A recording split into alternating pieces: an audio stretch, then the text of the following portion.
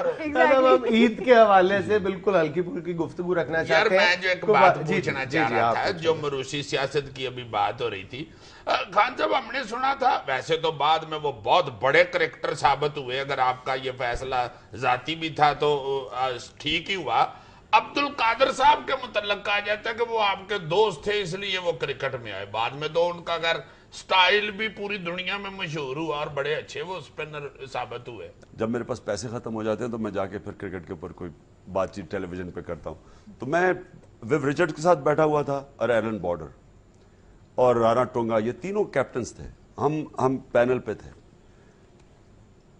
تینوں نے کہا کہ ان کے خیال میں عبدالقادر شین وان سے بہتر بولر. میں کرکٹ سے تھوڑا ہٹنا چاہ رہا ہوں یار, اگر آپ کی اجازت ہو. ہمارا اینکر بہت سڑیل آدمی ہے, یہ مجھ سے لڑ پڑتا. خان صاحب چونکہ ایک آپ ہیرو بھی ہیں ہمارے یہ, ان میں شروع سے ہی ہم دیکھتے آ رہے ہیں.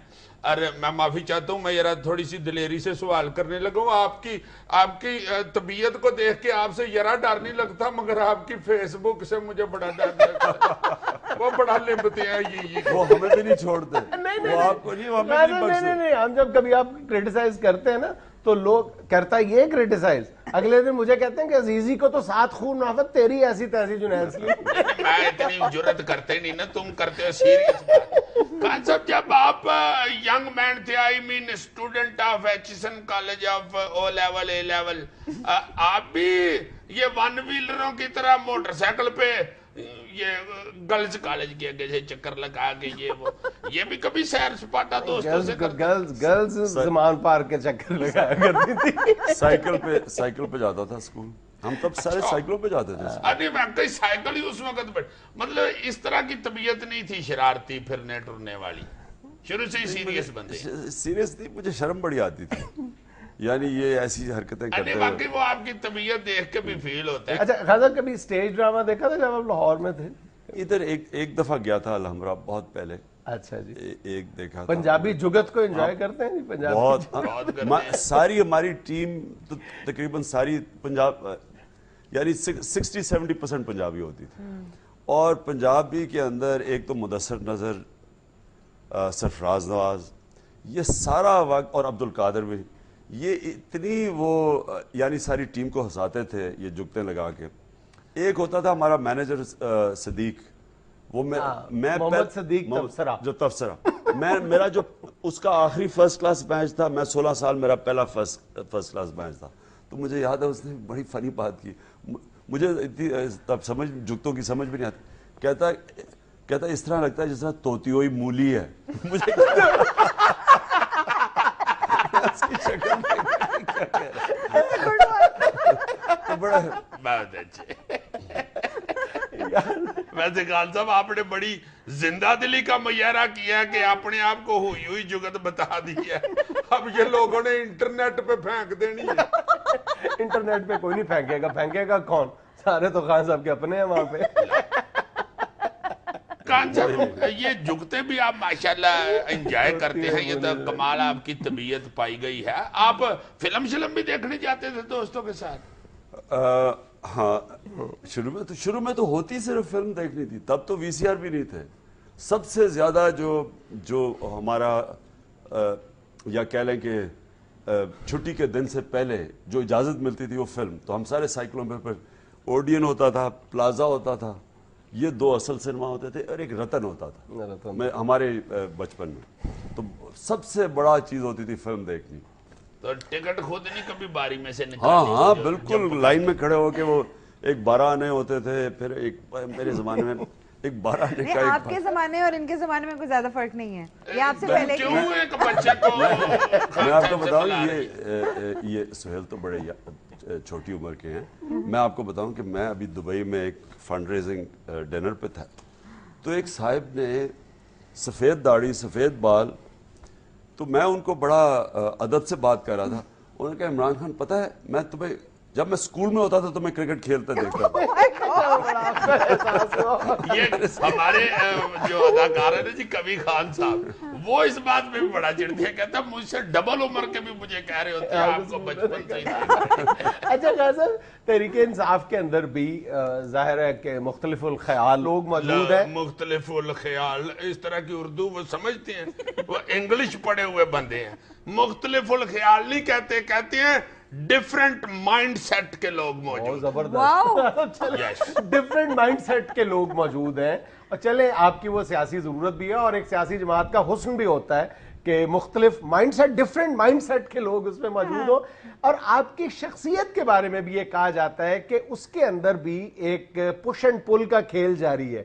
یعنی ایک طرف آپ کی شخصیت میں لبرلزم بھی نظر آتا ہے اور دوسری طرف جو ہے آپ کو بنیاد پرست بھی کہا جاتا ہے. آپ پر یہ الزام بھی لگتا رہا ہے کہ آپ داڑھی کے بغیر ملا ہیں. لیکن ایک دوسری انتہا بھی ہے, کہا جاتا ہے کہ جناب آپ جب ویسٹ میں جاتے ہیں تو ویسٹ کو اپیز کرنا بھی جانتے ہیں. اس حوالے سے بڑی ایک دلچسپ, مجھے 2 دن پہلے ایک تصویر موصول ہوئی ہے جس میں آپ کو اور قاضی حسین احمد صاحب کو مکس کیا گیا ہے چہرے کو, اور اقبال کے ایک شعر کی بڑی دلچسپ پیروڈی بھی کی گئی ہے. وہ ذرا دیکھیں. یہ بات کسی کو نہیں معلوم کہ مومن قاضی نظر آتا ہے حقیقت میں ہے عمران.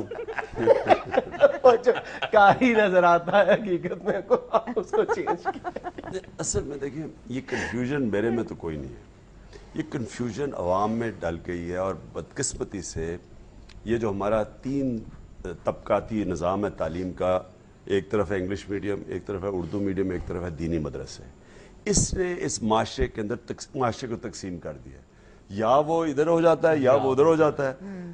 میں ایک آدمی کا یعنی جو اسکالر کا مرید اپنے آپ کو سمجھتا ہوں علامہ اقبال, جس نے مجھے متاثر اور انسپائر کیا وہ اقبال ہے. اب اقبال کو کون اس کا ڈیفائن کرنا بڑا مشکل ہے کہ وہ لیفٹسٹ, اب یہاں کے جو لیفٹسٹ اور رائٹسٹ سیاست, یہ بھی امپورٹنٹ کیونکہ باہر لیفٹ رائٹ کی سیاست تھی, یہاں بھی شروع ہو گئی. تو وہ کیسے لیفٹ, علامہ اقبال لیفٹ تھا یا رائٹ تھا, یہ نہیں کہہ سکتے. تو اس لیے لوگوں میں کنفیوژن ہے کیونکہ لوگوں کو دڑبوں میں رکھا ہوا ہے, یہ ہے, یہ وہ ہے, یہ انگلش میڈیم ہے. میں تو کلیئر ہوں, میں ایک مسلمان آدمی ہوں جس میں اللہ نے سب سے بڑا جو اللہ کا تحفہ ہوتا ہے وہ ایمان کا ہے, اور اس کی پہچان یہ ہے کہ وہ انسان کو آزاد کر دیتا ہے. نہ اس کے خوف ہوتے ہیں, نہ وہ کسی پیسے کے بت کی پوجا کرتا ہے, نہ اس کی کوئی قیمت ہوتی ہے. اس کی کوئی قیمت نہیں ہوتی ایمان والے آدمی کی, کیونکہ لا الہ الا اللہ کا مطلب ہی ہے کہ کسی اور خدا کی وہ پوجا نہیں کرتا. تو یہ میں اپنے 5 وقت کی نماز میں اپنے اللہ سے دعا کرتا ہوں کہ میرے بیٹوں میں ایمان دے دے, کیونکہ یہ سب سے بڑا تحفہ ہے. تو اس لیے اب میں لوگوں کو کیا سمجھاؤں کہ کیا وہ جب, کیونکہ وہ خود کنفیوز ہیں لوگ. تو ایک اب کئی لوگ ہیں یہاں, میں اب نام کسی کا لینا نہیں چاہتا, داڑیاں بھی ہیں, مولانا بھی ہیں, سب کچھ ہیں, لیکن ان کے کردار دیکھیں, جو ان کی حرکتیں دیکھیں. چلے خان صاحب چھوڑ دیں آپ, اس وقت مجھے پتا چل گیا کدھر کو جا رہے ہیں. اللہ خان صاحب یہ مجھے بتائیں کہ میں نے آپ کے متعلق یہ سنا ہے کہ آپ کنجوس اتنے سخت ہیں کہ آپ کے ہاں جو مہمان جاتا ہے نا اس کی چائے ترستی رہتی ہے کہ مجھ میں کوئی بسکٹ ڈبوئے. بلکہ کئی دوست بتاتے ہیں کہ خان صاحب اگر چائے پہ بلائیں نا تو فون پہ کہہ دیتے ہیں ہاں یار چاہ پیویے تھے راج چو بسکٹ لیندہ ہمیں. آپ کے بہت ہی قریبی دوست سے میں نے پوچھا خان صاحب کی سب سے بڑی خوبی کیا ہے, کہتے ہیں کہ وہ بہت ایماندار ہے. میں نے کہا خامی کیا ہے, کہتا ہے کنجوس بہت ہے. اب سنیں نا ذرا, بسکٹ ڈاکٹر نے منع کیے ہوئے ہیں آپ کو. میں آپ کو یہی ابھی بتانے لگا ہوں. میں ایک دفعہ امریکن ایمبیسڈر نیا آیا منٹر, وہ ملنے آیا, تو میں اب اکیلا آدمی گھر پہ رہتا ہوں, کبھی کھانا کھاتا ہوں نہیں کھاتا, جو کئی دفعہ جو وہ اپنے لیے انہوں نے بنایا ہوتا ہے گھر میں وہ نوکروں نے, وہی کھانا بھی کھا لیتا ہوں میں. تو کیونکہ ایک آدمی اپنے لیے کیا کرے, میں کیا کہوں اسے کوئی اتنا زیادہ کھانا بنائے. تو امریکن ایمبیسڈر آ گیا, تو میں نے ان کو ایسی کہہ دیا, میں نے کہا کچھ وہ امریکن ایمبیسڈر آ رہا ہے اس کے لیے ذرا کچھ بندوبست کرنا.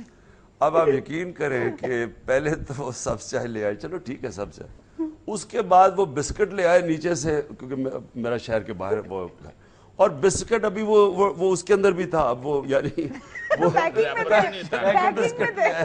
وہ بھی وہ جو سب سے سستے ملتے ہیں, وہ بیچارہ امریکن امبیسڈر خود وہ کھول کے. تو دیکھیں میں اصل میں دیکھیں میں آپ کو بتاؤں, میری نظر میں کنجوسی کیا اور کھلا دل کیا ہے. انسان کو اپنی جو ضروریات ہیں اس کے مطابق رہنا چاہیے. میں نہ مجھے کوئی کپڑوں کا مہنگے کپڑے پہننے کا شوق ہے, نہ مجھے کوئی مہنگی گاڑیوں کا شوق ہے. میں صرف ایک قرآن کی آیت ہے کہ اتنا پیسہ رکھو جتنی ضرورت ہے, باقی دے دو.